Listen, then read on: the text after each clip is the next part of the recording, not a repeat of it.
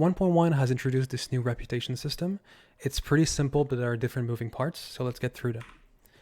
The reputation NPCs can be found with these triangles in each city. So there's one in Mondstadt, right here, and in Liyue, she is in the southeast of the city, right there. Once you talk to the NPC, it's going to explain to you why it's here simply, and eventually you're going to get to this interface. On the bottom left, you've got your reputation level. So each level gives you a different reward. First one is a recipe, then you've got some awesome items like the Animoculus Finder, which was a lifesaver for me. And eventually you're going to get to level 8, which is currently the maximum, and it's going to give you some wings. So it's mostly cosmetics, there are some cool items to use. And how do you increase this level? So simply put, with all the things on the right. As you can see, there's the two bottom ones. They probably have an exclamation mark for you already. That's because you've already completed some of them. It is comparable to the journal that you had. Sometimes when you reach the next level, most of them are already completed. That was the case for me at least. The exploration progress is simply how much of the surrounding area have you explored.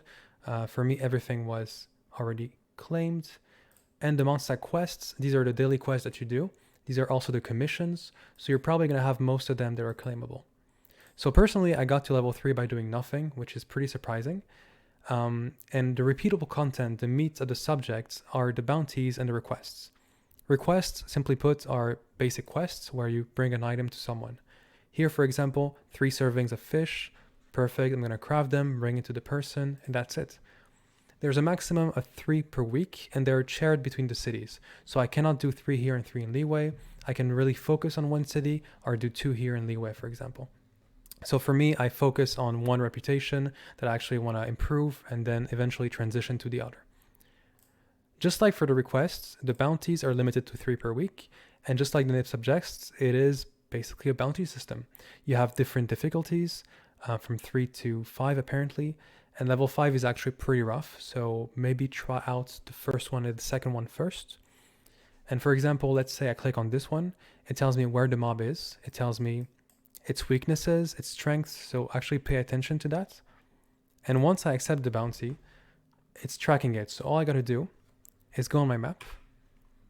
As you can see on the top left, so I'm probably hiding it, but there's a bounty in progress, so you click on it, and it shows you the area where the mob is, basically.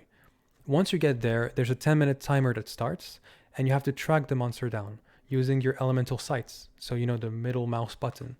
So it's going to lead you to 3 different little markers, and eventually you're going to find the monster with a triangle over its head, just like this sign, you know, for the NPC, and you have to kill it, so during that time frame. So that's pretty much it for this whole system. I think it's pretty cool. I think it's a good addition to the game. It's a new progression system. It doesn't use resin. It is repeatable. It doesn't seem too boring for now. We'll see after a few weeks. But and it's mostly cosmetics and useful items. So honestly, we'd love more of that. This is great.